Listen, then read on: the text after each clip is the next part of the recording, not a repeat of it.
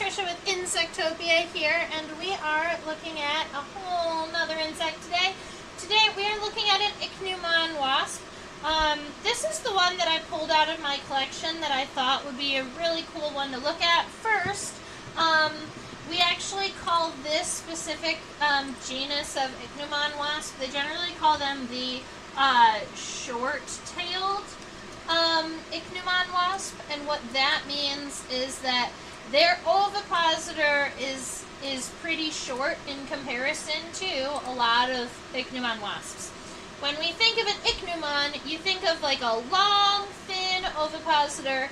A lot of times, like the giant Ichneumon, for instance, is going to be using that ovipositor to kind of drill into a tree, kind of through the bark and through the wood, and they'll lay their eggs specifically inside of beetle grubs that are inside of the tree.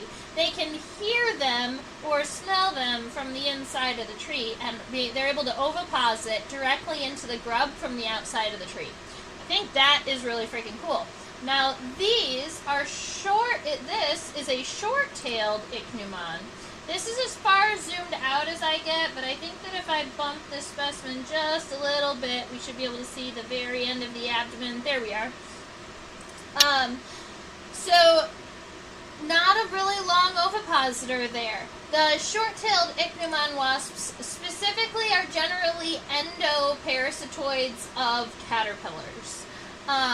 There is some variety. Some of them are in other species of insect larvae, but a lot of times they are parasitoids of caterpillars, whether that is butterfly or moth caterpillars.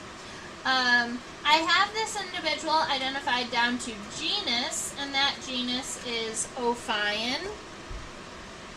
Alright, so way up here on the top of my paper, I'm going to write short-tailed Ichneumon in the genus Ophion. This individual is just one species, right? Because we only have one individual we're looking at. So you can write SP dot. That just means that we are looking at one individual species. If you have a group of short-tailed Ichneumon, and they all look very similar, but you're not sure if they're all the exact same species, or if you've got multiple species, or maybe a species complex, then you write SPP, meaning you know that they are all in that genus, but there's likely multiple species. That's how that works. So, with an individual that we're only looking at one, it's always SP.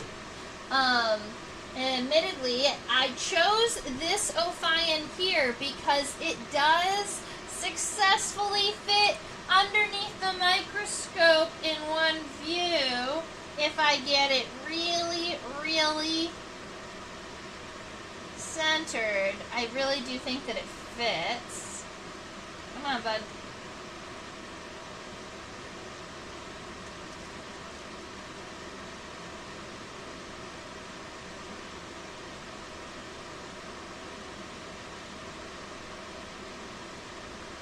If I can get this one centered so that we can get a measurement. Come on, friend. That's gonna have to be good enough for me. So we can see the front of the head and the back of the abdomen, and that's all I was really looking for to get a body length. I would like you to keep in mind that I want to say propodium, but I don't think that that's correct. The wasp tail right here, like the wasp waist, we have a segment that is kind of going almost straight up. Right here is where it's connected to the thorax, and then right about here is where it's connected to the middle section of the body, and then it comes straight up and then over. So if I measure the head from the front of the head to the back of the abdomen, you do have a little bit of a, there is the wasp has a little bit of an ability to kind of stretch that out a little bit. Although even when they are naturally naturally standing, they will generally have their abdomen kind of at this angle. They can kind of extend it out just a little bit. So let's see, from the front of the head to the back of the abdomen with that crazy bump there. The specimen is 1.78 centimeters long from the front of the head to the back of the abdomen. If you want some individual numbers, I don't mind actually getting you lengths of the head, the mesosoma, and the metasoma. So I used these words here, and I just want to make sure that everybody is caught up. The head, you'll recognize, it's the first segment with the eyes and the mouth parts and the antenna. It's the head, right? The mesosoma is the word we use in lieu of thorax for bees, wasps, and ants. And that's because this is the mesosoma right here. It's the middle section of the body. But the reason why we call it the mesosoma and not the thorax is because technically the first segment of the abdomen is right in this segment here, is right in on the mesosoma, the first segment of the abdomen. And so when people started counting numbers of abdominal segments, there was a confusion between whether we counted the first one on this body part or if we started here at the waist or not. So we gave them completely different names, so there's no confusion. We have the mesosoma in the middle, and then the metasoma is this end part here. Meta meaning end, and soma in both of those words, it means body. All right, so middle body and hind body. If I was going to get a length, let's see, the length of the head is approximately 0.16 centimeters, so it is pretty narrow. If we're doing the thorax, it looks like, or the mesosoma, the mesosoma is approximately 0.54 centimeters. And then the metasoma, which would be right about where it's connected all the way to the end,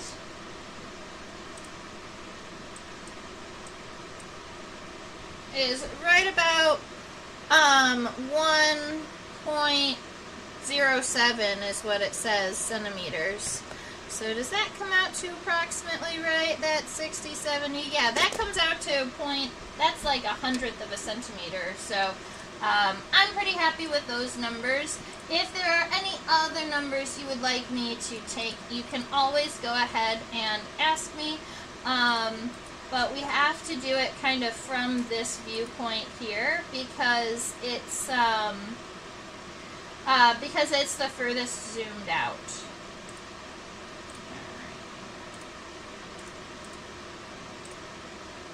Perfect.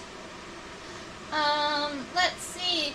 Based on what you were saying about the ovipositor being short, I think the Ichneumon I photographed a few weeks ago might also be in the same genus. Cool. It's possible. These, there are a huge number of species of Ophion, and they all are kind of this orangey color. They generally are all nocturnal, so night flying, and they do come into lights, which is why I tend to collect them more regularly than other species of Ichneumon. It's because they come into my black lights at nighttime.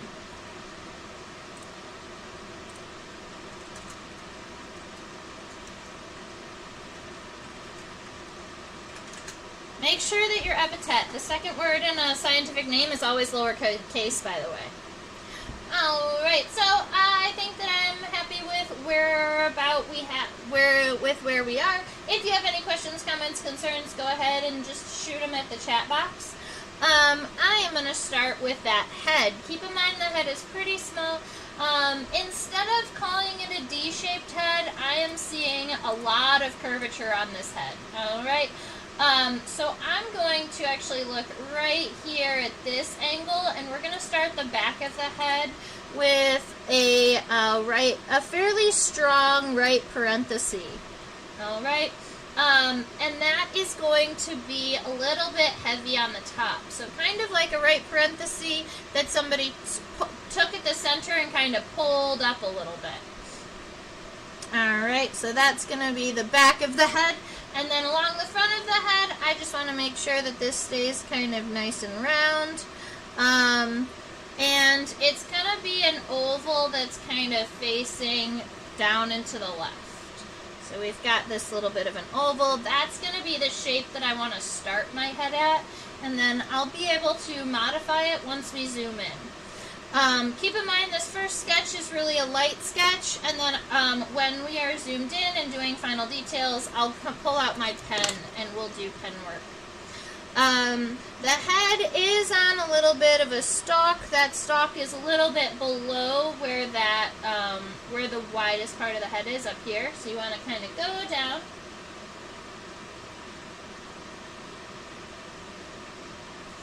That's cool. The one you photographed looks orange, but also has black wings.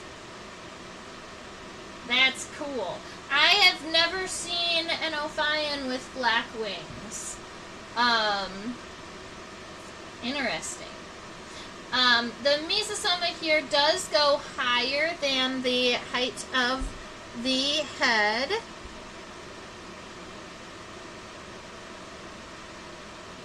Alright, so I'm going to make sure that on the top here it kind of comes up higher than the head. And then I'm going to imagine this shape here is almost like a raindrop shape is what I'm seeing. So it's kind of tall up here, but then it comes straight down at an angle until it's at a narrow point. And then this is kind of like this. So that's what I mean by a raindrop. So it's kind of a point here, and then you can see it's kind of nice and round up here. There's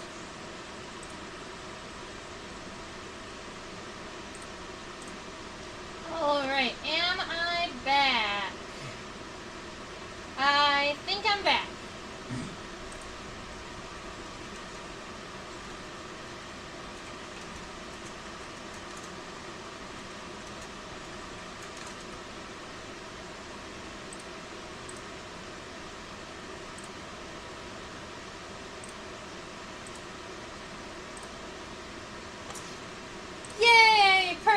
Okay, good deal. Fabulous. Alright, I am sorry about that. I'm not exactly sure what happened, but the age-old turn it off and turn it back on again worked. So, thank you for the heads up. Now, oh, right, so it looks like we missed a little bit, so I'm going to move backwards to... I think that where it got frozen was right here. Was I talking about the mesosoma? So, this is our mesosoma here. The metasoma is going to be this segment on the back. When we have this little segment here, this one that is going to come off, not off of the tip of the mesosoma, but right a little bit further back, that little itty bitty hill right there is actually the first segment of the true abdomen. The name of that is the propodium, but this right here is called the petiole. Which, if you are a plant person, you'll know that the petiole on a plant is going to be the stem of a leaf. And I love that we get to share that with plants because it's almost like the stem of what looks like the abdomen, right? It's the thin segment in between the meso and the metasoma.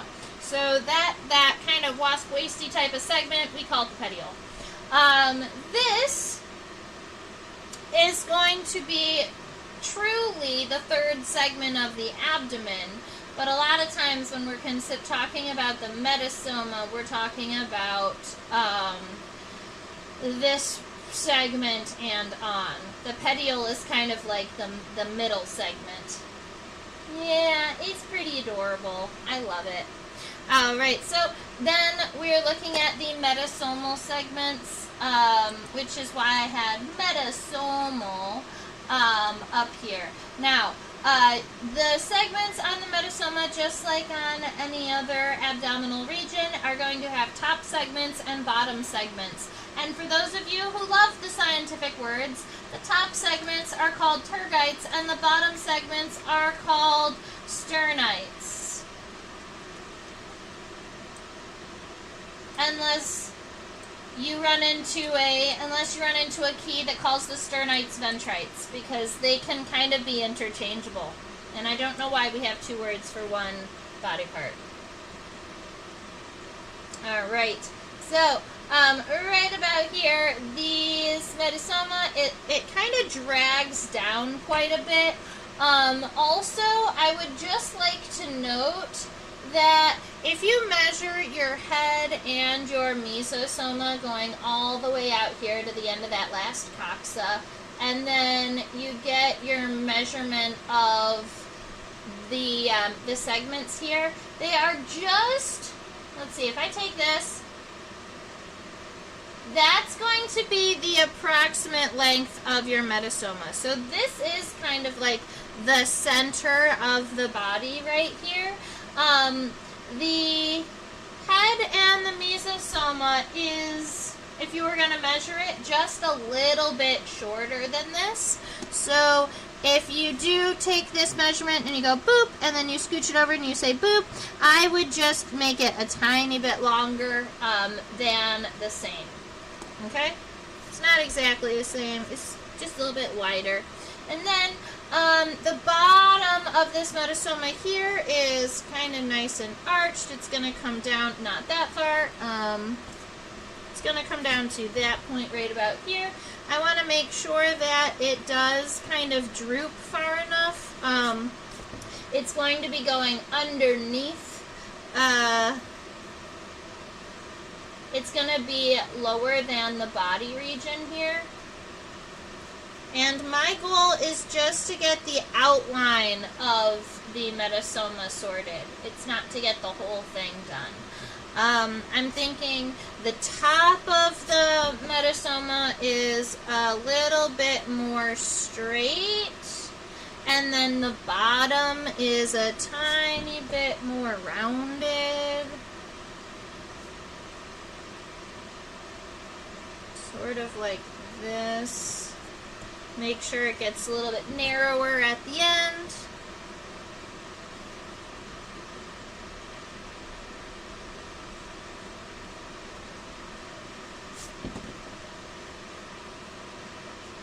Alright, something like that. I'm actually pretty happy with that. We are also going to have to worry about that lateral line where the tergites meet the sternites back here. I believe that line is going to be pretty low on the metasoma, something like this, going to kind of follow that arch really low on the body. But that might change if we zoom in and discover it's a little bit different. The only other thing that I like to go ahead and try and indicate is right about where I think the wings are going to be connected, and that looks like it's on the highest point of the aligned with the highest point of the mesosoma right here along the first third, at the end of the first third of the mesosoma. So right approximately there is where I would put the wing. Is it possible for me to measure the height of the head? Of course I can do that. From the bottom to the top of the head, it looks like it is 0.24 centimeters.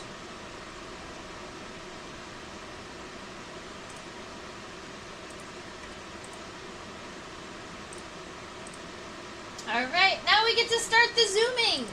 So we're going to be zooming in right at the head of the of our Ophion wasp, and funny enough, because we have mesosoma and metasoma, we do have what we call the prosoma, which is literally just the head. You know, we wanted to make sure, entomologists wanted to make sure that that the word came all the way through, right? So they wanted to use soma for all three body regions. You'll hear people will just use the word head, but if you ever see the word prosoma, they mean the head.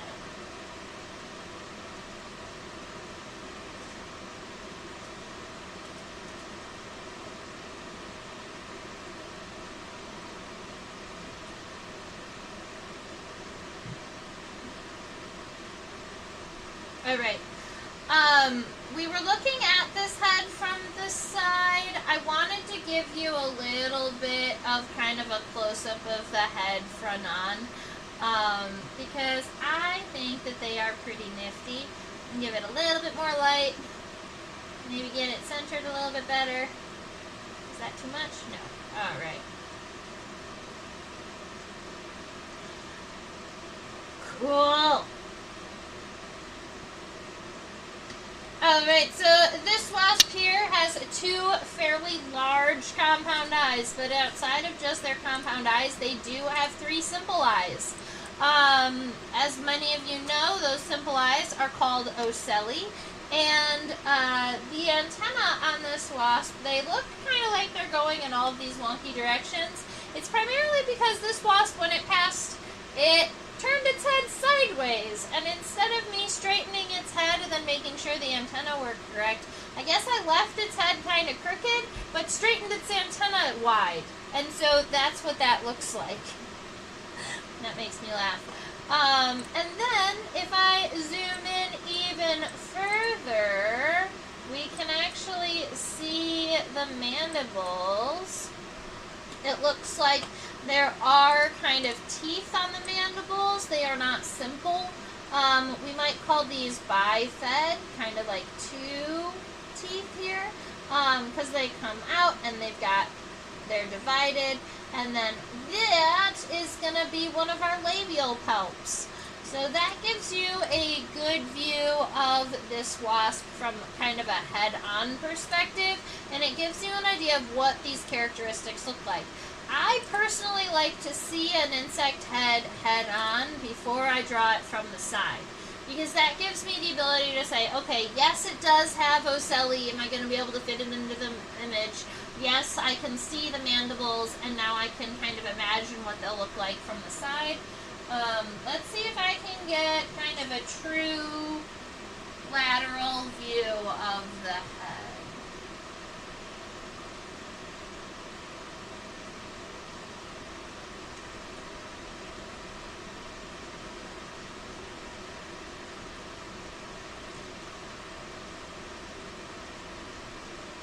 That's not bad.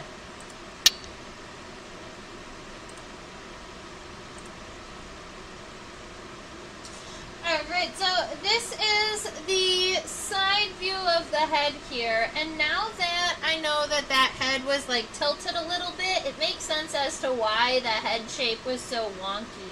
I was noticing that. I was like, I'm not happy with anything that was happening here. So I like the back, nice curve, but along the front, we're going to kind of even this out.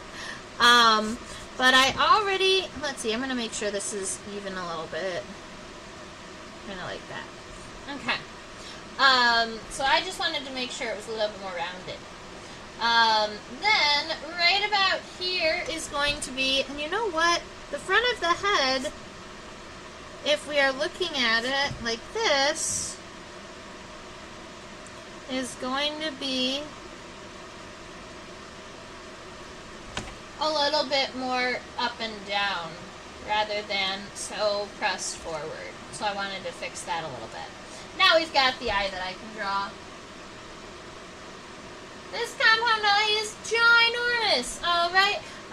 It's going to follow kind of the back of the head like this. It's going to take up most of the head here, and then it's going to take up about half of the width of the head. So coming forward, we've got this nice kind of large oval-shaped eye, compound eye, that is kind of more aligned with the top than the bottom.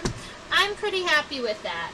Now, from the lateral perspective, we can also see the ocelli. So right up on the top of this compound eye here, I'm going to give it just a little bit of an ocelli. And I have to erase the top of the head here because this ocelli does go above kind of where the edge of the head is. If you wanted to see that a little closer, it looks a little bit like that. And then, moving forward, kind of a little bit more in front of the eye here, and it's going to fit inside of the outline of the head, we've got a second ocelli. Ocellus is the singular form for that, ocellus. Let me write that. Ocellus is singular, ocelli is plural. Alright, and then we've got the antenna. The antenna are going to be considered filiform, essentially long and straight, like a filament. The words for the antenna are the scape, the pedicel, and the flagellum. All antennae have these three parts. The scape is the first segment, the pedicel is the second, and then the flagellum are all of the remaining segments.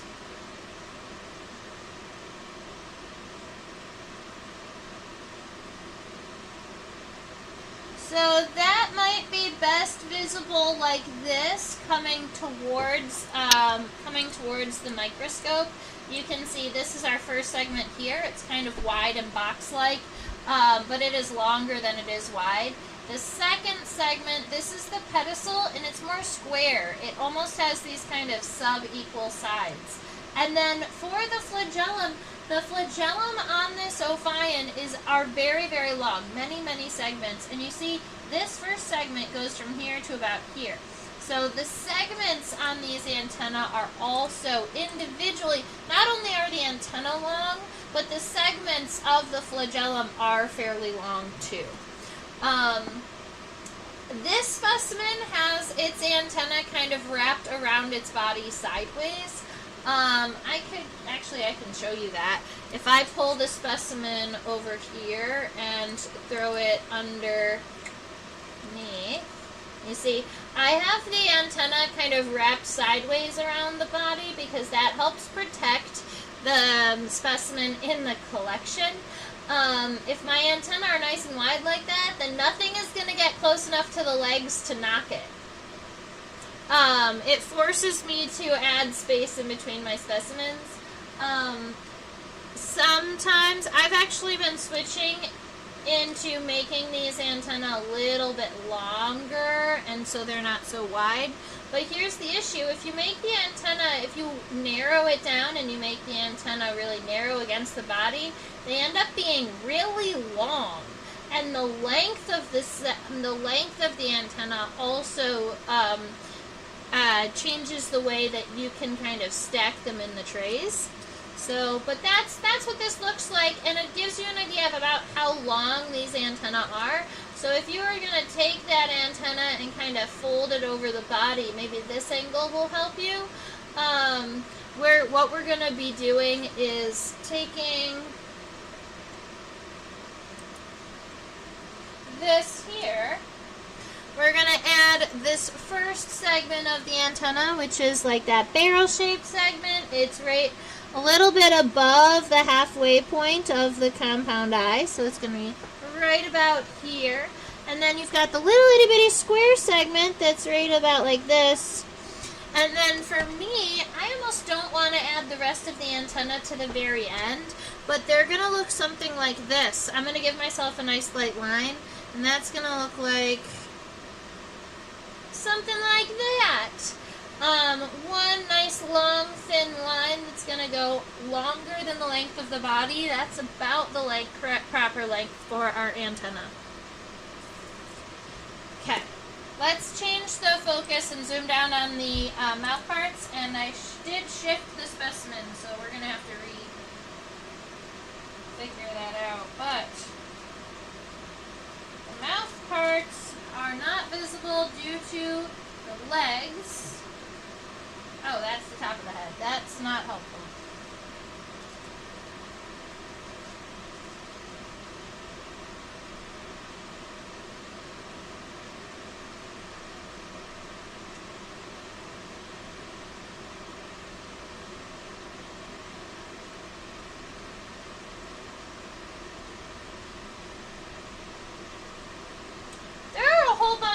interesting parts in the mouth part of this Ophion, and some of which I'm not exactly sure what they are, which is always kind of fun for me when I see new things.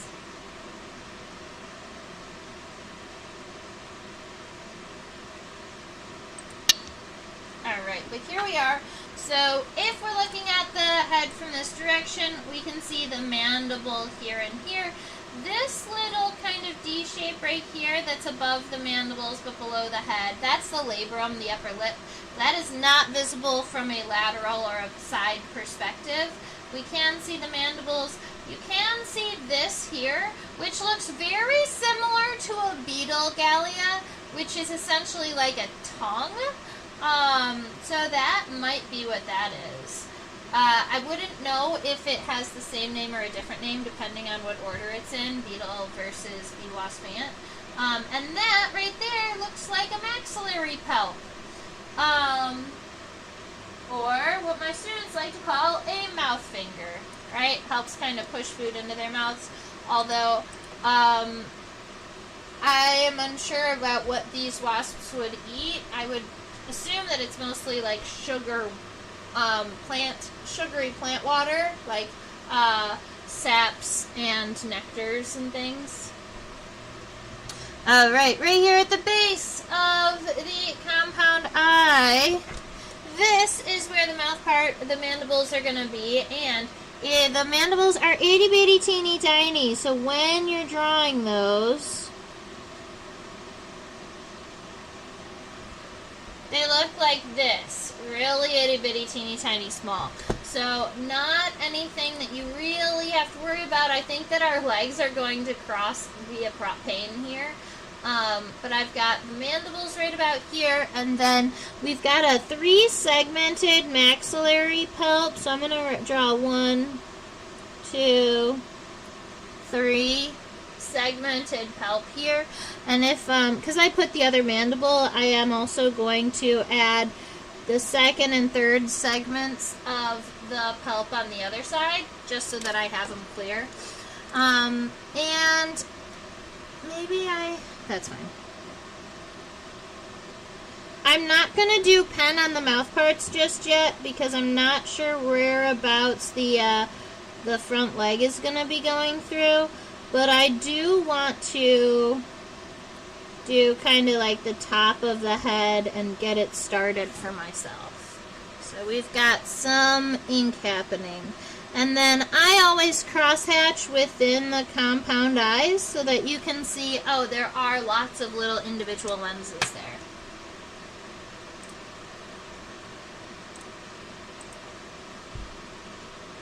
Let's check out the mesosoma. Boop, boop, boop.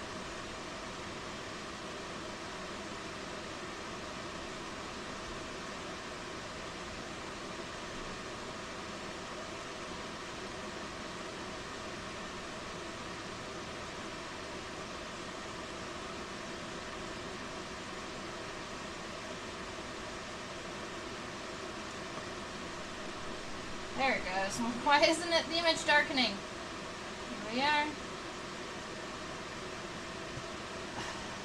Alright, I focused down a little bit because I wanted to see where the body segments themselves are versus where the coccyx or where the hip bones of this wasp is. That's something that we have to kind of separate out. So coming down at an angle here, this is the part of the mesosoma. But once you get to this point here where it's kind of wide and then it comes down to a triangle, that's the procoxa. So that's the coxa on the first leg. So if we were going to kind of follow this from this neck region, coming down on a diagonal right about here, I'm going just maybe a little bit lower than our planned shape, and then I'm going to kind of cross back up to where that shape is. Alright, so I'm giving myself almost what looks like a little bit more of a kind of an angle here. And that is going to be where my front leg gets connected. So it's going to look a little bit like that. That's going to be the coxa. So the trochanter is going to be here, and then you've got the femur, and then the tibia is going to come down. Now, from after this point, I want to draw the body, and then we'll go back to the legs. So at this point, you'll see that this body part, body region, is coming up from that diag, and there is a little bit of space in between this and the next. So from here, I'm going to kind of round down and give a little bit of more round at the bottom of the mesosoma. And then right about here, I want to give myself an angle coming up. This is where the mesocoxa is going to be, way back here. I'm actually going to make sure it's a little bit, I think I made it a little small. Alright, so we've got the mesocoxa here. There is only a tiny bit of space before you end up with, yep, right about there, before you end up with this metacoxa. So, if we come up, let's say,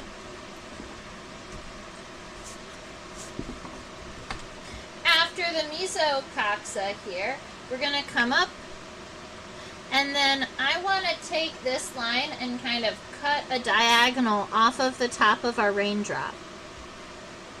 Alright, so if I imagine, remember that raindrop came down like this to a point, I want you to kind of cut that off, because that point is actually going to be where the metacoxa is. So that is going to come down kind of like that, and that is going to be where the hind leg gets connected. And that gives you pro, meso, and meta, so the first, second, and third segments of the mesosoma. Perfect. Alright, so let's see. After all of that, I'm going to start from here and go forward.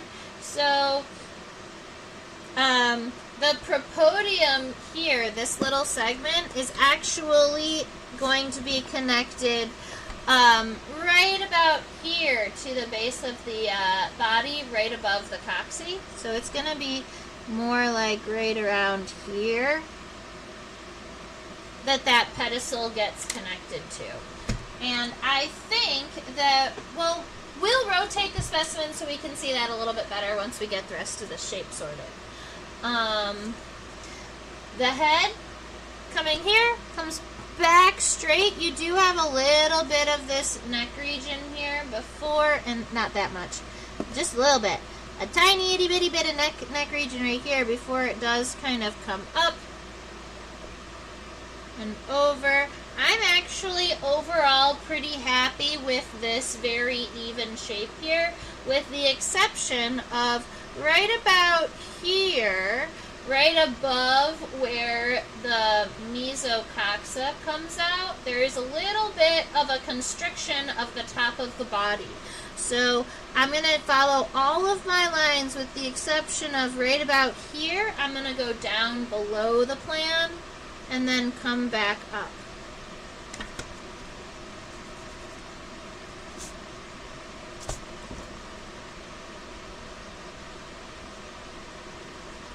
And that is what that looks like. This guy right here is where the wing is connected. I'm actually pretty happy with that. You can also add where the next wing would be connected, which might be right around here, because you've got a first and a second pair of wings. We're going to probably do the wings at the very end to go on top of everything. Alright, so we've got the overall shape of the body sorted. I'm pretty happy with that. If you wanted, you could add, there is a sclerite on the top right here at this hump that is kind of circular, like that, if you'd like to add that segment in. if you were concerned about the individual sclerites on the thorax, it would look something like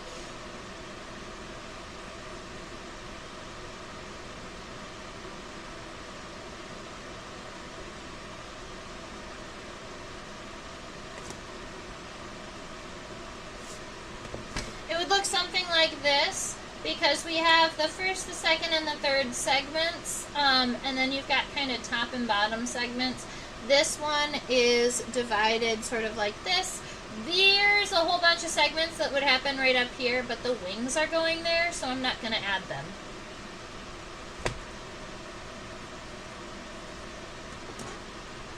Alright, let's go and see if I can point out the propodium.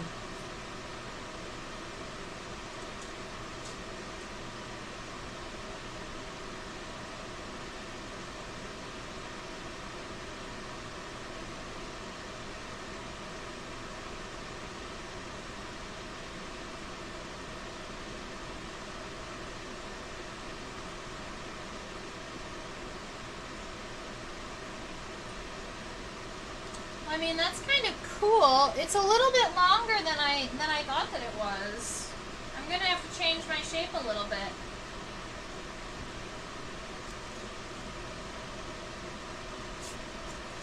So right around here, this is where I'll point it out. This piece and this piece here, that's where the hind legs are connected. That and that are the coccyx. So this right here is the petiole coming down. And this is like a little oval segment right here. That looks like the first is going to be the first segment of the abdomen. So it is almost, instead of being a notch like it is in a lot of other individuals, this is almost more like kind of an oval shape right here. You've got almost this little oval shape here. And that's the propodium.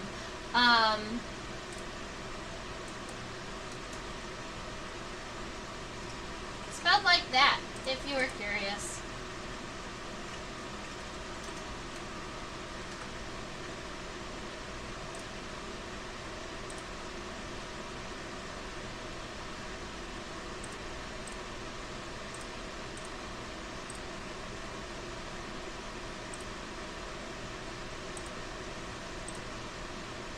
Alright, fabulous.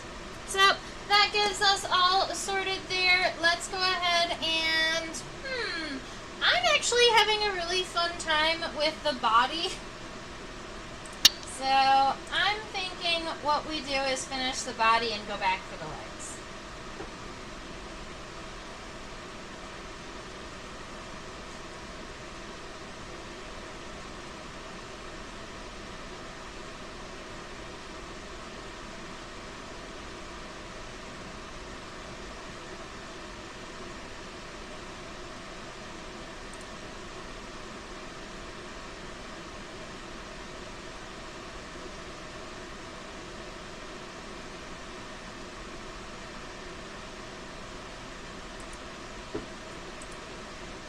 This is the petiole. There seems to be almost like this little spine right about here on the inside of the petiole, which I think is kind of nifty, and a little bit unique.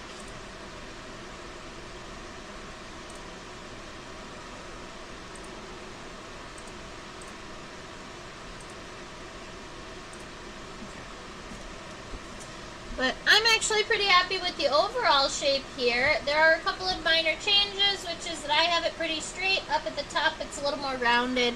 So I'm just going to kind of round out this shape at the top, but I'm going to still follow that same diagonal line. And on the far side, I still want this to be kind of straight.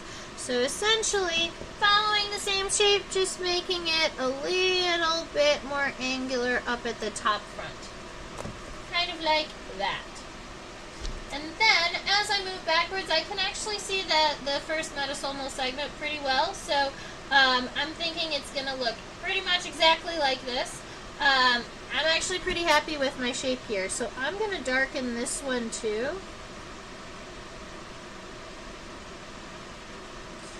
The only difference I'm going to add is that I want it to be this line. Instead of it being absolutely perpendicular or absolutely straight here, I'm going to make it a little bit at an angle. A little bit further right on the bottom.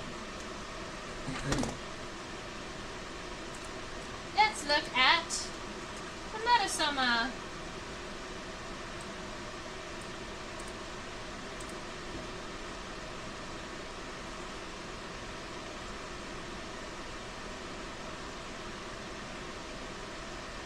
Well, that's cool. I thought that the lateral line was just going to be really, really low. We don't have to worry about a lateral line. The tergites on the top of these segments are so long on the sides that the entire thing are tergites. I bet you the ventrites are really narrow on the underside. That's kind of cool. So instead of them being top and bottom being really even, they're more like top and then bottom. Like kind of more circular. I hope that made sense. Makes sense to me.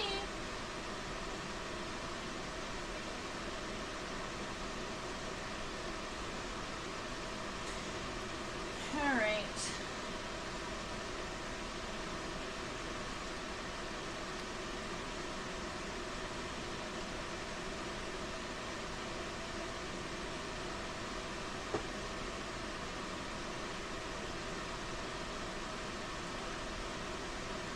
I think that is clear enough to count segments. I count, with the exception of this one, right? We've got that one done. So after this segment, I'm seeing 1, 2, 3, 4, 5, 6, and then a little itty bitty guy. That might be 7. 1, 2, 3, 4, 5, 6. Plus a little segment at the end. Yep, we're going to count it 7. 1, 2, 3, 4, 5, 6. That little thing at the end, I'm not sure if it's there. They would actually count it as a segment, but there is something happening, so I'm going to count it. Now, I like us to notice that those segments on the top are kind of shingled, so there are little steps in between each segment. Actually, the same on the bottom. So we're going to be watching those steps for our drawings here. I just want to kind of start by subdividing the segments. So we're going to say that looks like, I want to also make sure that the outline is approximately what I like. Wide bottom, kind of angling up. I'm happy with that. Alright, so first, it's going to be right around there. I'm going to try and make the segments kind of perpendicular to the angle of the abdomen here. So if that means turning your paper might be helpful, that could be a thing. The first and the second ones are pretty similar in size. Then the next two, oh, I'm going to have to make these longer. So let's see, this one and this one are fairly similar in size. That looks a little bit better. The next two are more narrow. 1, 2, but are similar in size to one another. And I'm going to make these just a little bit wider also. Just a little bit though. Yeah. Alright, so these two are subequal to each other. The next two are subequal but smaller than these ones. The next one here is actually pretty narrow. It's going to be kind of short there. Maybe a little bit longer than that. Yeah. Like this. And then after you get past this segment here, we've got two more things happening here. We've got one segment that it looks like it's kind of coming in on the top, and then you've got another segment that almost looks like it's on the bottom. So it's going to look almost like this here at the end. That's going to be something, I'm actually going to zoom in so that we can view that with a little bit more clarity. But before we get to that, I want to finalize these lines. So now that we've got them estimated, they're about the right width apart, we know right about where things are going.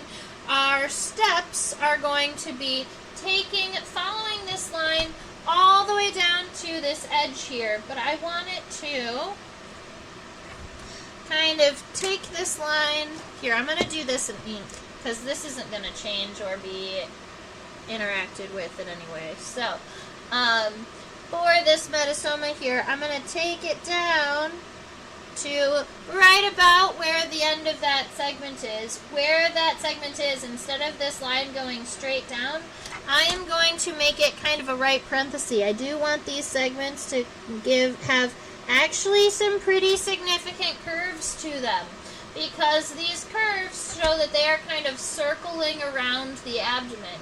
And then the next thing is, instead of just following this line straight back like we do a lot of times, I'm going to kind of continue this curve a little bit past the edge of where we had already kind of considered the metasoma, and then I'm going to curve that line and connect it to its base. And that's going to be that first segment. Now the next one, I want to make sure that when I start it, I am going to start it a little bit slightly below this, just so that they have that little bit of a step in between each segment. Make sure that the next one also has that nice round parenthesis that goes a little bit past the edge, rounds back, and then when the bottom comes back and touches, it's going to be just a little bit different from the last one, so that there is some differences there. Alright, then we've got this next segment. Make sure that we do start to kind of narrow this abdomen. So we still have these angles, but we don't want them to go too far.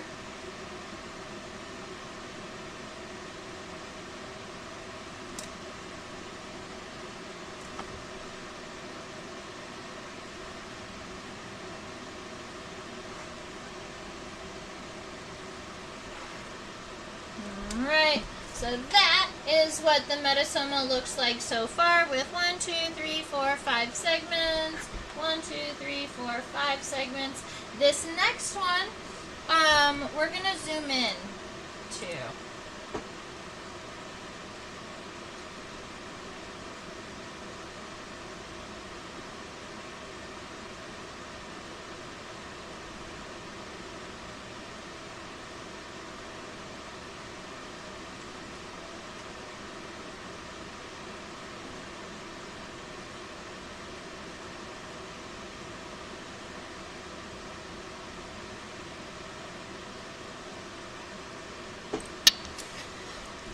So what we're looking at is that very end right here. We have that top of that segment. I'm happy with where it's aligned on the top, but then instead of it getting kind of pointed here, it does kind of cut back in a little bit, like this. And then it does actually come and connect to the bottom. So we're going to take this guy here and then connect it all the way to the bottom. That looks like this. And then you've got that additional segment that's coming up from the bottom. That would be the first visible ventrite, funny enough. It's kind of coming up from the bottom. And then right about here, you've got a thing. I'm not sure what that is. I'm not sure if this specimen is male or female. I do know I personally know that Ophion wasps sting.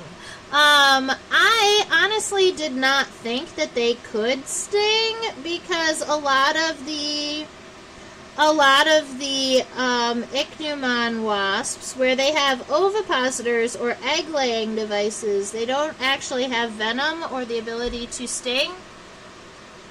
Ophion wasps do. Don't pick these up thinking you're not going to get stung.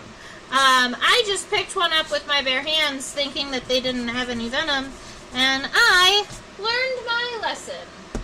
So that's what the Metasoma looks like here.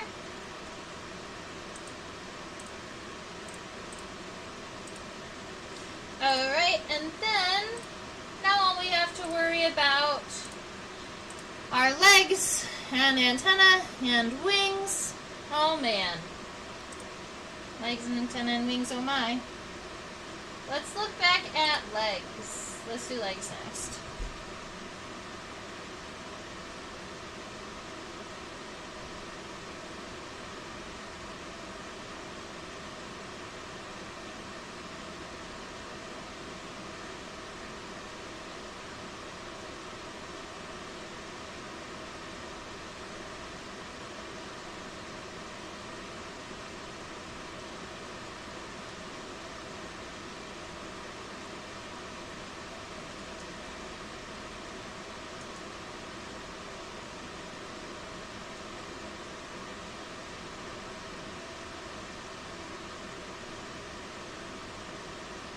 I wanted to check on a thing while I'm just going to go ahead and check on a thing really quick. I believe that Ichneumon wasps have a two-segmented trochanter, which is significantly different than most trochanters, because most of them are only one segment. It also makes it a defining characteristic, or one of the characteristics of this family.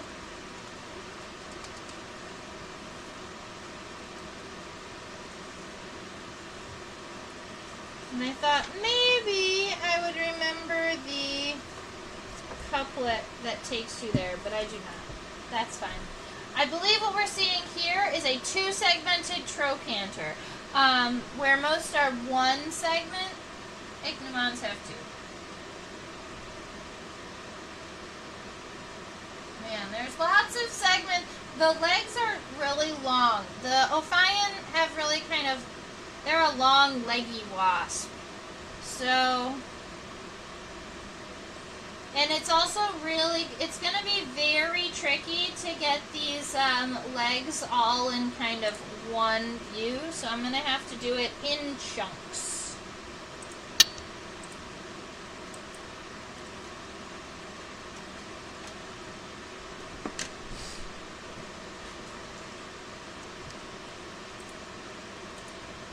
Alrighty, so we've got that coxa coming down. We know that the trochanters come up and forward. There are two of them, so for this you can just create almost these two. They're going to be almost these two little segments, and they're going to be just slightly longer than the coxae. So for me, that's going to look a little bit like this, where you've got the coxae in behind, and then the trochanters are in front, kind of coming forward. And they're not going to be the same length as the coxae, so I made them just slightly longer. And then from the end of this, that's where the femur is going to get connected. The femur does look like it could reach all the way up to kind of the middle of the compound eye, all the way up here. So instead of pulling it up to its base, I'm going to kind of pull it up into the body. I'm just personally hoping to stay away from those mouth parts so that I can ink those in without worrying. So I'm going to come up, make sure that femur stays nice and long. I'm going to say that is like, man, I'm not going to be able to do this without messing with the head.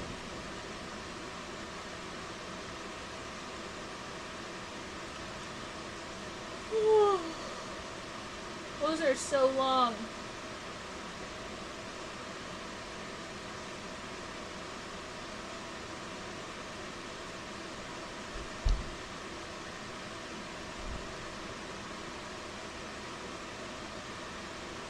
Alright, new plan. I am going to re-angle the trochanters so that the trochanters are a little bit more forward facing.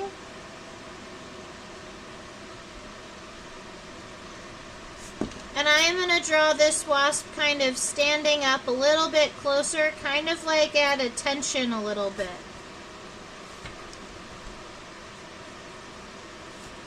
So if I draw the trochanters more like, this, kind of offset from the coccyx here, and then my goal is to pull the femur kind of forward. It is going to interact with the mouth parts, unfortunately, but it's not going to mess with everything else, which is, I think, what we're going to have to do, because those legs are so long, and I want to make sure that we get the right length of everything. So we just lose the mouth parts.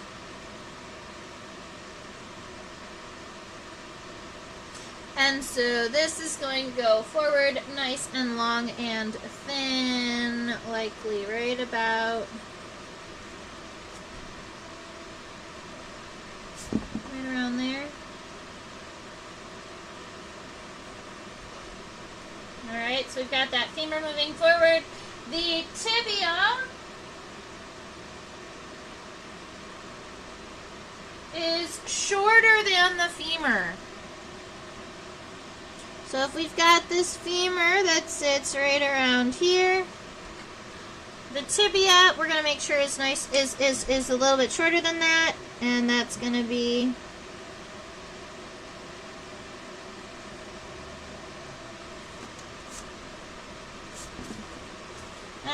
sort of like this. It always feels weird to make a tibia shorter than a femur because normally they are the same length or the tibia is longer. So that is my thought process on that. The tibia looks a little weird, a little shorter, but that's okay. Once we add these tarsal segments, everything is going to be better.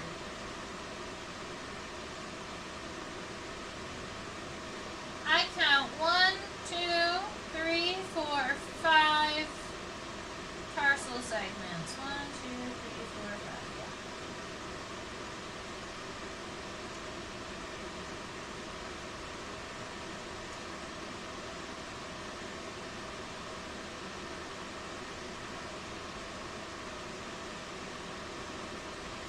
Now, the last one does kind of go underneath the middle leg, so this is this front leg here. So this is that first segment, second, 3, 4, and then there's a fifth segment. This little here and little guy there, those are the claws at the end of those tarsal segments. So that gives you an idea of length. That's also going backwards. I just want you to know that that first tarsal segment is really long. Like, if I was comparing it against the tibia, it's about 2/3 of the length of the tibia. So if you take this length here and then you make it a tiny bit shorter, honestly, the first tarsal segment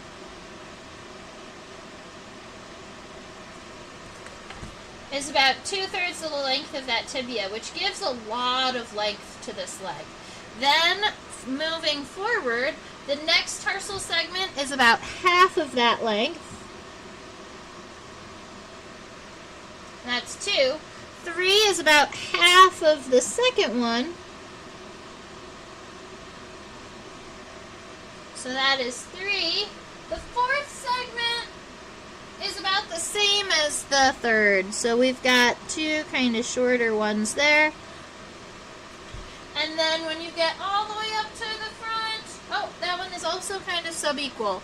But this one, instead of being rectangular, is a little bit more raindrop, so it's going to be kind of more narrow at the base and a little bit rounder at the edges. We do get these little tarsal claws at the end. I do also believe you've got an empodium, which is a little pad in between the tarsal claws. Unless it's a pulvuli and it's a hair and not a pad.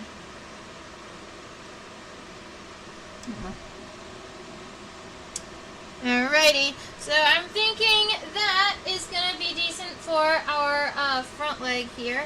And then we have to add our middle and our hind legs. Keeping in mind that now that our front leg is a little bit, it's not like pulled up really high. This wasp is standing up pretty tall. I want to keep my middle and my hind legs kind of in that same vicinity.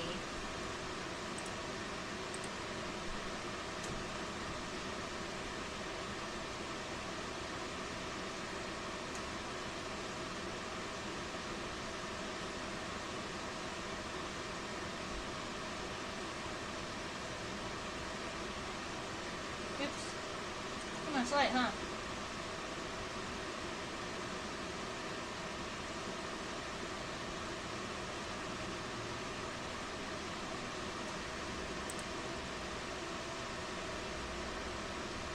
That is actually a decent view of most of the middle leg, because the middle leg starts here, kind of comes up. We lose a little bit of it here, but then you've got the tibia comes down, and these are the tarsal segments. 1, 2, 3, 4, 5. So you get all of it for the price of one. And we'll go ahead and start the femur. Now, I kind of want...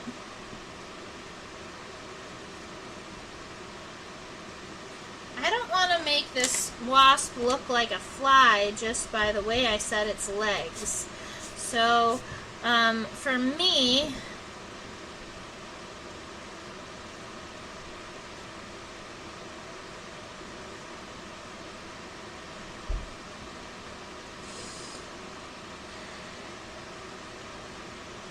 I need...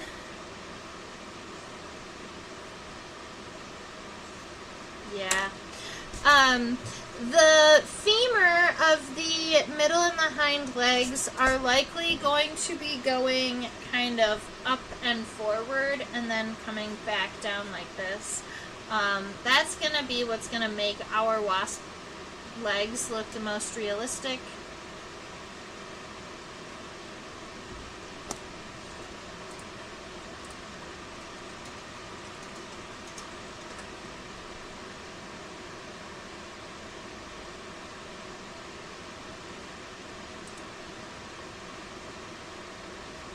This is fine.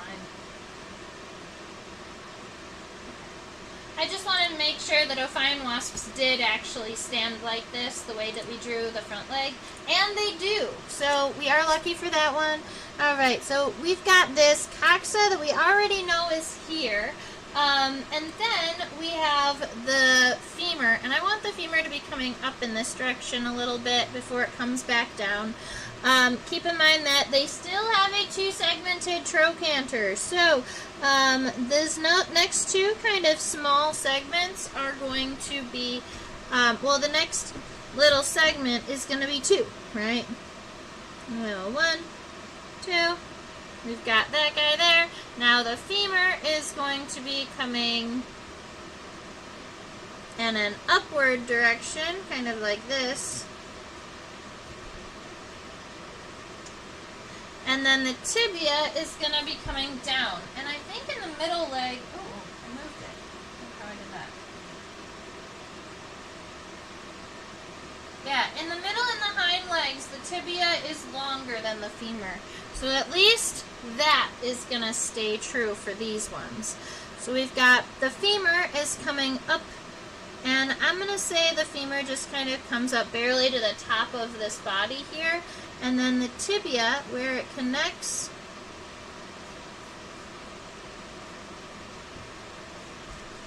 the tibia where it connects is going to come down in this way. But keep in mind, the femur's on top of the tibia, or the tibia's on top of the femur. So when we go back through with our ink, we need to make sure that we've got those lines correct, right? So the femur comes up and then the tibia comes back down. The inside of the tibia here does have 2 tibial spines that you can see from this viewpoint. And then we've got all of those 5 tarsal segments.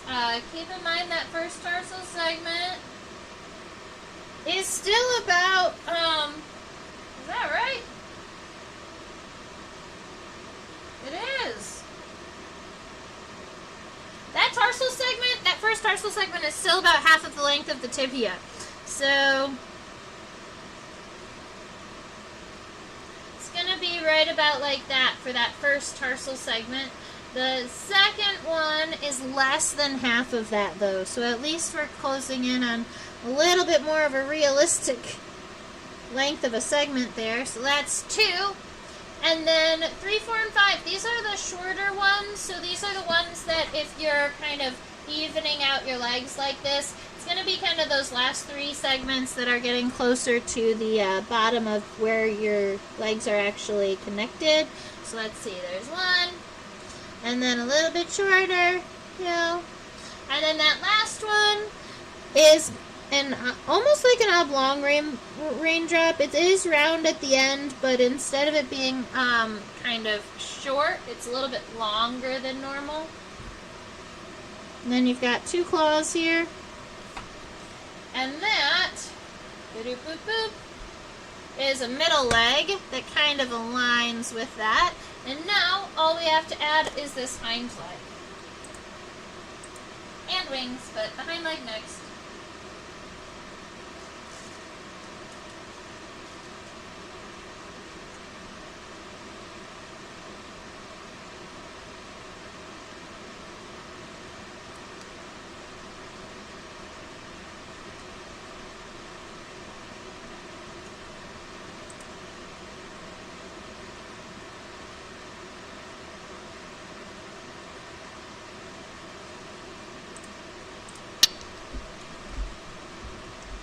Alrighty, as we are looking at this hind leg, we've got this coxa here. It is nice and round. I'm actually pretty happy with the size and shape of this coxa coming down. The trochanter are these 2 segments, 1 and 2 here. They're kind of short, but they boop, boop, boop, boop, boop. So we've got those 2 little segments there, and they're kind of angled around and forward to help where the femur is going to go. But for our specimen, I want the femur to come right up here, kind of in the space left by the abdomen. Instead of pulling it forward like this, I want it to come up. And so that femur looks like it's going to be kind of round on the front and kind of flat on the back a little bit, and it's going to come up. I have to make it just a little bit wider, I think, to match everything else. Alright, so that's the femur. The tibia is coming down. It looks like on the hind leg the tibia is just slightly longer than the femur. It is a little bit wider at the end than at the beginning, but I would say at the end I made it kind of squared off, and I do want to make sure the tibia is a little bit more round at the end than normal. So there we are like that. We've got those 2 claws, and then we have those 5 tarsal segments. I want to make the tibia just a little bit longer.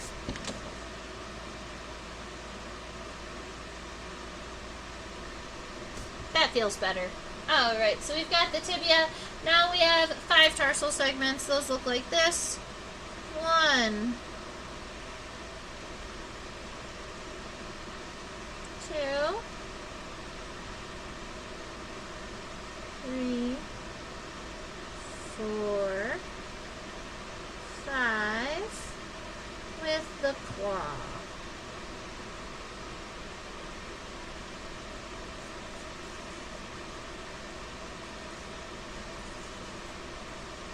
Alrighty, Alright, so if I'm imagining my wasp standing on something imaginary, this is kind of what it looks like. And now all we have to worry about are the segments in the antenna and the wings. Let's zoom out so we can get an outline of the wings sorted.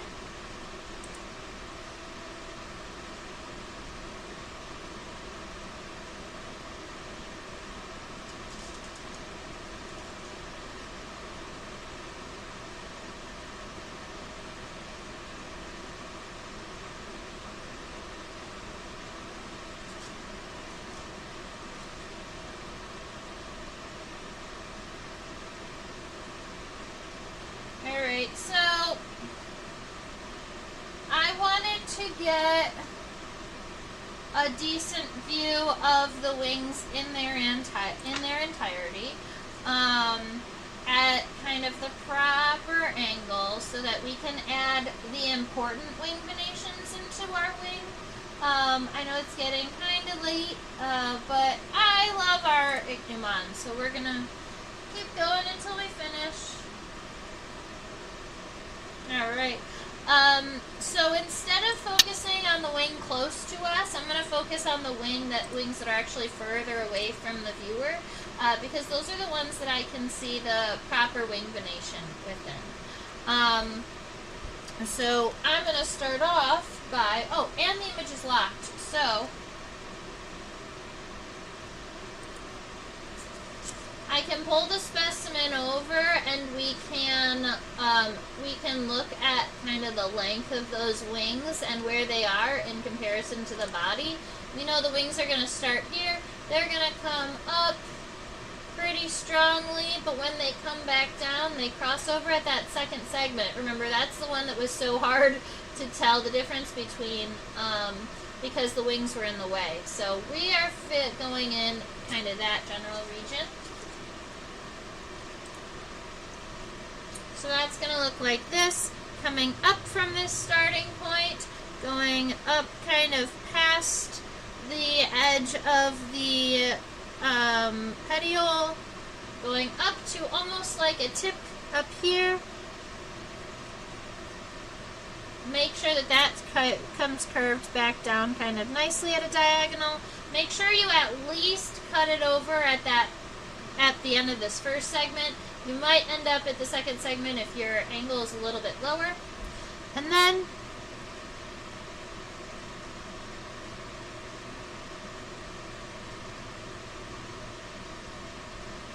you're going to bring it back. I want to make sure that this line here isn't really square. You want to kind of make sure that that stays nice and round throughout.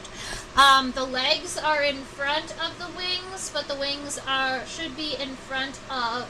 The legs are in front, and then the wings, and then the metasoma for your stacking purposes. And so when we're talking about the wing venation up in the wings, those are going to be on top of all of this stuff. I like to make sure that the top of the wing stays nice and wide because that's the costa. There is a vein there on the leading edge of the wing. So make sure that stays nice and wide. You also have a stigma that happens to be right about here. That's that kind of widening of that vein that creates a little bit more color. So we've got that stigma. That also indicates the kind of where the horse head almost starts. So right here, and then moving forward to where you would see almost like this nose of the horse. And the nose of the horse kind of splits with two veins around here, and then kind of one down here. Alright, this guy comes back at a diagonal, comes over, creates that little bit of a horsey kind of neck situation. Let's see. Boop, boop, boop, boop, boop, boop, boop. Alright, so we've got that kind of coming down. This at an angle here, comes over, crosses, and that right there, that horse head in the middle of the ichneummonid wing venation, that is identifying. Alright, a lot of people will say, well, You'll know that it's an Ichneumon if it has a horse head within the wing venation. So that is why I make sure at least to add that. For the rest of, I'm not going to worry about the rest of the wing venation. If you wanted to look into more wing venation of Ichneumon wasps, I always like to recommend drawwing.org. They are a website that collects wing venation from all sorts of different insects and puts them up in line drawing format so that people can use them either for reference for papers or just for drawing and things or identification purposes. So that's what I use. It's not sponsored, just the website I like. Let's go look at the filiform antenna.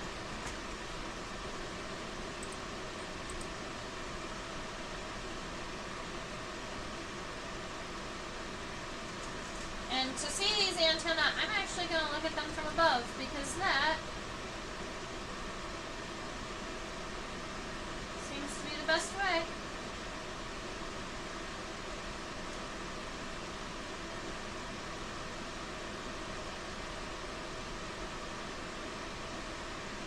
So for me, it's really tricky to see. Oh my goodness, look at. Okay, never mind. It's easier to see on a computer.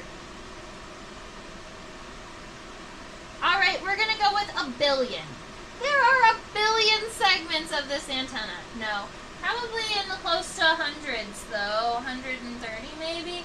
Look at how itty bitty teeny tiny these segments are. So at the end of the antenna, the segments are really, really thin. But in the beginning, it looks like there's like 3 or 4 fairly wide, fairly long segments. And then it starts to do that with all the little itty bitty ones. So for this portion of my antenna, all that I personally want to do, I'm actually going to do this with pen so that I can't redo it. I'm going to start at one side of the antenna, and I'm just going to try and do my best to kind of follow this line, although I'm going to do it kind of quickly, so if I go off of it, that's fine. Alright, so I've got that one line, and now when I'm doing the second line of the antenna, I will generally start at the end and work my way back. That tends to be an easier line for me to do, to start narrow and get a little bit wider, versus starting wide and getting narrow for some reason. So I'm going to start right here where I know the line is going to connect. And then I'm going to make sure that this antenna stays really nice and narrow.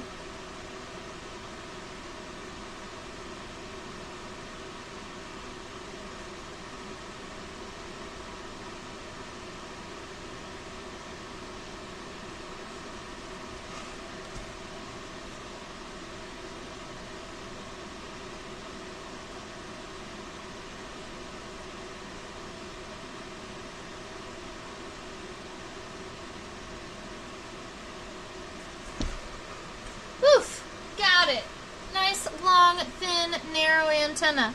And then we can come back through and add all of those little itty bitty segments. The first couple, nice and long segments, and then they're going to get a little bit smaller until we're down to so many segments that there's no way that any one person is going to actually sit and count the segments.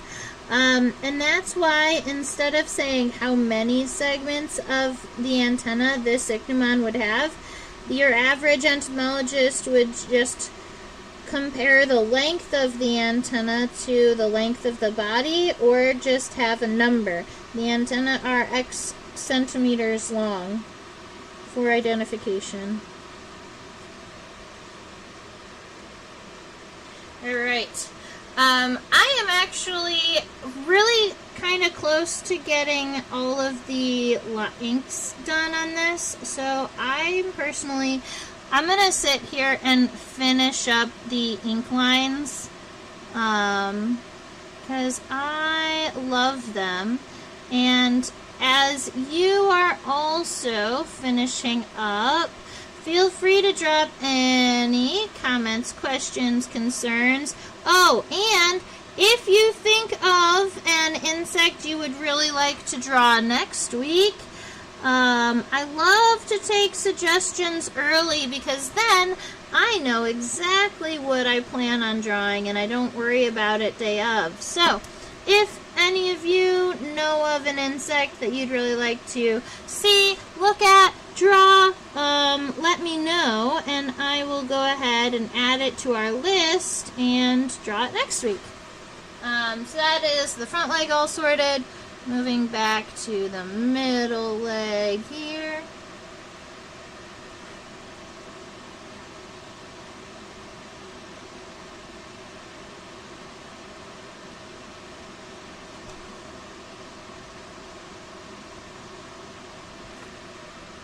Nice long tarsal segments. I love how long and leggy these wasps are.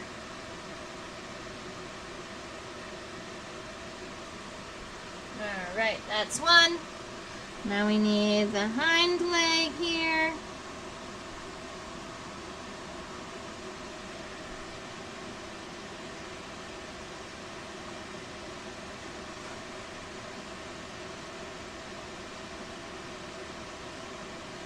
That nice round tibia on the hind leg was a fun one to sketch out.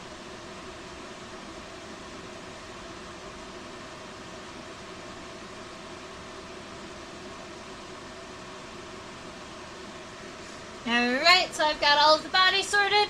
Now all I need are these wings here. I'm trying to keep in mind that the wings are actually, they should be in front of this abdomen, so I'm going to make sure that those wing veins stay on top. Underneath the legs, but on top of the medicine. Yes.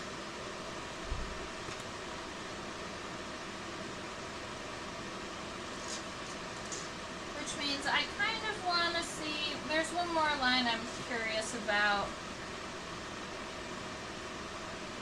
So it looks like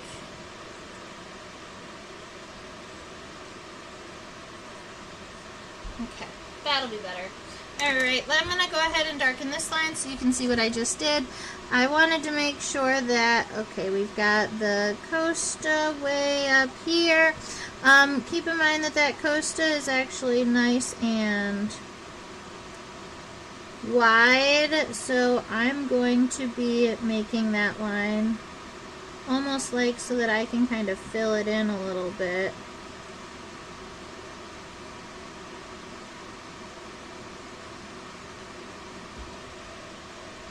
Right. Perfect. And then I'll go ahead and do the wing edge here behind the legs, but in front of the body. And in front of the antenna. I'm putting the antenna behind. Perfect. Alright, then we've got that horse head here. That is distinguishing, so I'm going to add that one first. And then everybody else is just going to kind of fall into place here.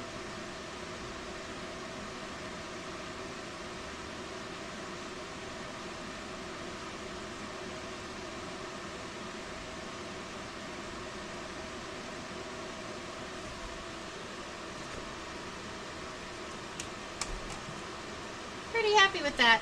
And if I erase the pencil,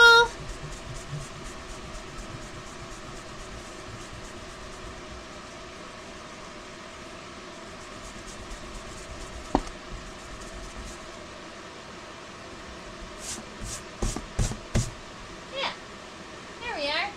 That's the Ophion.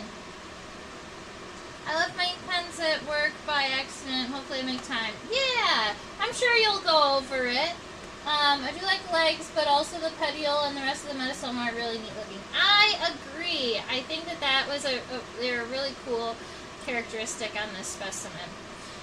Alright, so that is what my sketch looks like today of the Ophion Ichneumon wasp. And then I want to say thank you all for hanging out with me today and sketching this with me, or just following along and checking it out. I'm pretty happy with our final sketch here today, with all of the individual segments and parts. If you are just joining us for the very, very end, make sure you catch us at 10 p.m. Eastern every Thursday. That's when we start. This is a platform that I teach on for students ages 5 to 8, 9 to 12, 13 and up, to 18-year-olds. So student-aged humans can take classes with me. Those are going to look like either scientific illustration classes, weekly insect studies. I have a junior bug club for the young kids, and I'm teaching an advanced insect identification course now for some of the students who are a lot more advanced. That is your reminder to subscribe to my YouTube channel so that you can chit-chat with me in the chat. Thank you to Robin and Bags, both for being subscribed and chit-chatting with me and staying in contact. I really appreciate it. And way down there is a reminder that if you did want to drop me a couple of dollars, if this was a live stream that you really enjoyed, if you learned anything, go ahead and drop me a couple of dollars, buy me a coffee. That is always appreciated. I got lost in the wing venation. Admittedly, I did not spend a lot of time focusing on the wing venation. I drew the one horse head. I gave it kind of the two off of here, and then I just drew a couple of longer veins. This wing venation is not true to the specimen. So as a note, the wing venation is the venation was more not exact, but more for kind of like what the venation felt like. You know, like for more texture-y and less exactly correct. Because the wings were a little bit folded down there. So that's how that worked. If you have pictures or cool things that you want to share with me, my email is trisha@theinsectopia.com. I do my absolute best to respond to emails as quickly as possible. Sometimes it takes me an extra couple of days. I do travel a whole bunch, and this weekend I will be in Philadelphia. So I'm going to be in Philly at the World Oddities Expo on both Saturday and Sunday. It's a 2-day show, all day long. So if you are in the Philly region, you can come out and meet me at the World Oddities Expo. And you can hold my pet curly hair tarantula. Her name is Mo. Alright, have a fabulous rest of your week. I look forward to seeing you next week and every Thursday night at 10 p.m. Eastern here on this channel. Stay buggy!